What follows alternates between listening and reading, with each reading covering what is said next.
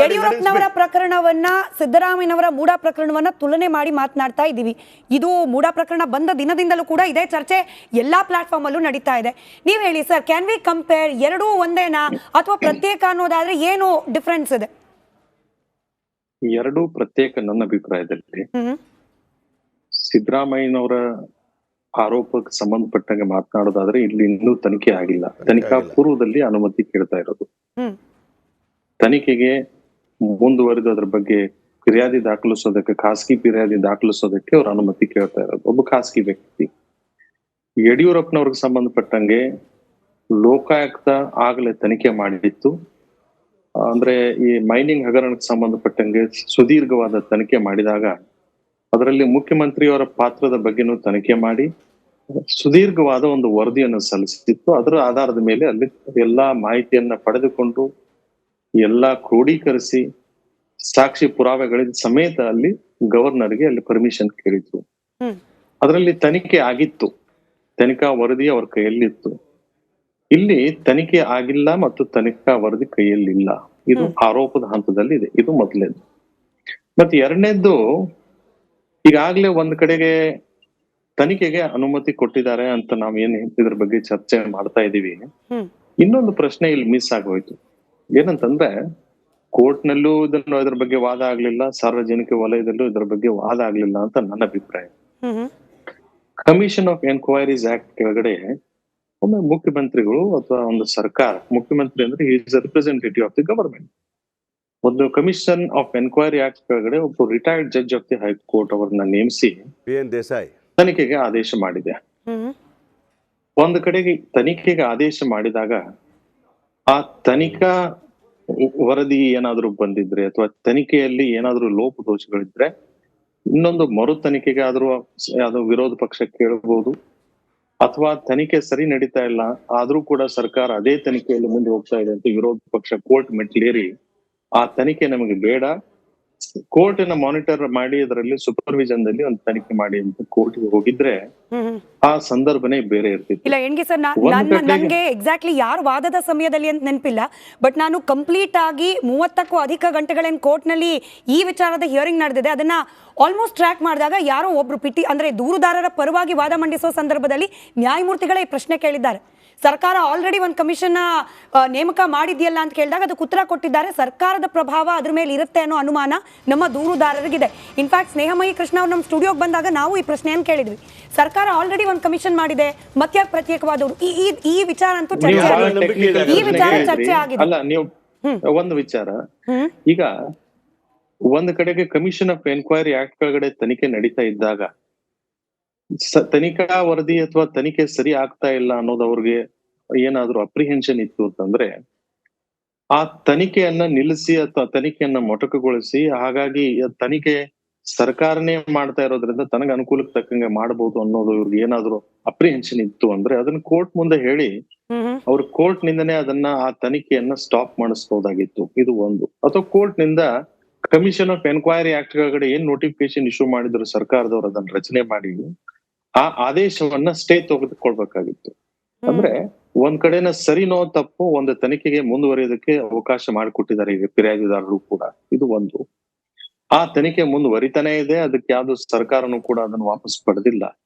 ಅಲ್ಲಿ ತನಿಖೆ ಇನ್ನೂ ನಡೀತಾನೆ ಇದೆ. ಹಾಗಿದ್ದಾಗ ಇನ್ನೊಂದು ಪ್ಯಾರಲಲ್ ಇನ್ವೆಸ್ಟಿಗೇಷನ್ ಮಾಡೋದು ಸರಿನಾ ತಪ್ಪು ಅನ್ನೋದ್ರ ಬಗ್ಗೆ ಇನ್ನೂ ಚರ್ಚೆ ಆಗ್ಬೇಕಾಗಿತ್ತು. ನನ್ನ ಅಭಿಪ್ರಾಯದಲ್ಲಿ ಅದು ಚರ್ಚೆ ಆಗ್ಲಿಲ್ಲ ಅಂತ ಈ ವಿಚಾರವನ್ನ ಕೋರ್ಟ್ ನ ಗಮನಕ್ಕೆ ತರಲಿಕ್ಕೆ ಅಭಿಷೇಕ್ ಮನು ಸಿಂಘ್ವಿ ಅವರು ಅತ್ಯಂತ ಅಂದ್ರೆ ಅನುಭವದ ಆಧಾರದ ಮೇಲೆ ನೋಡೋದಾದ್ರೆ ಅತ್ಯಂತ ಹಿರಿಯರು, ಅನುಭವಸ್ಥರು, ಅವರು ಕೂಡ ಹೆಚ್ಚಿಗೆ ಫೋಕಸ್ ಮಾಡ್ಲಿಲ್ವಾ ಅಂತ ಮುಖ್ಯಮಂತ್ರಿಗಳ ಪರವಾಗಿ ವಾದ ಮಂಡಿಸ್ತಾ ಇದ್ರು.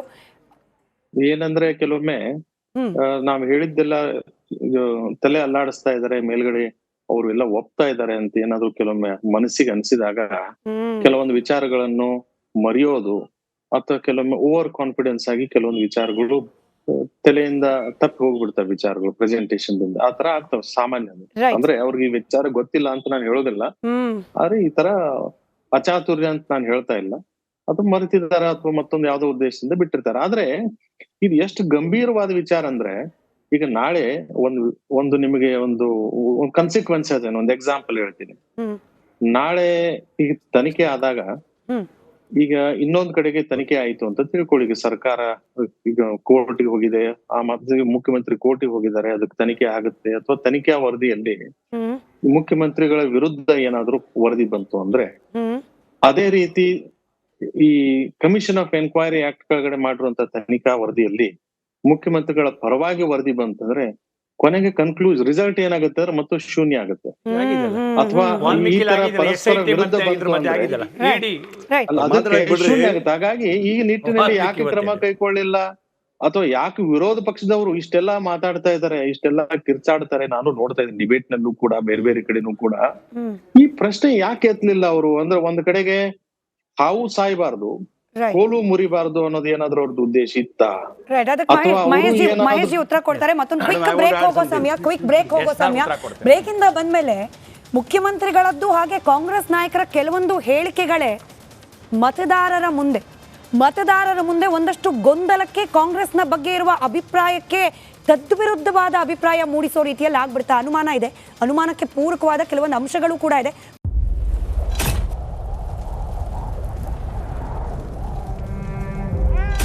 They destroyed our house and our life.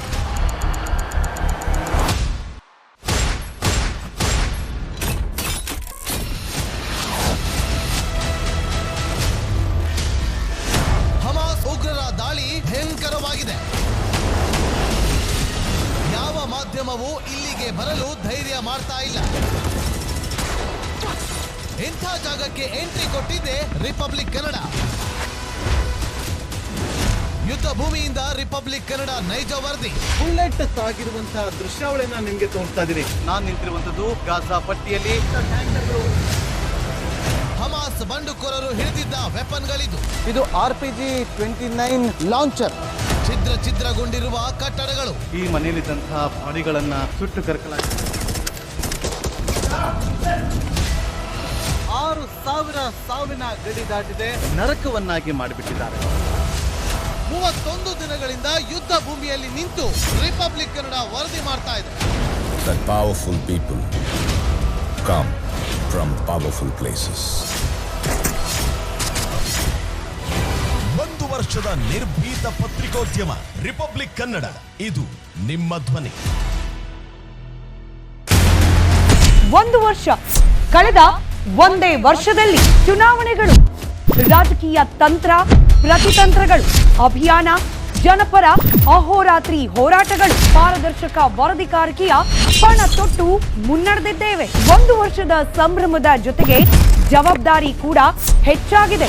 ಮತ್ತಷ್ಟು ಮುನ್ನುಗ್ಗಿ ಜನಪರ ನಿಲ್ಲುವ ಉತ್ಸಾಹ ಕೂಡ ಹೆಚ್ಚಿದೆ. ಯಾಕಂದ್ರೆ ಇದು ರಿಪಬ್ಲಿಕ್ ಕನ್ನಡ, ನಿಮ್ಮದೇ ಧ್ವನಿ.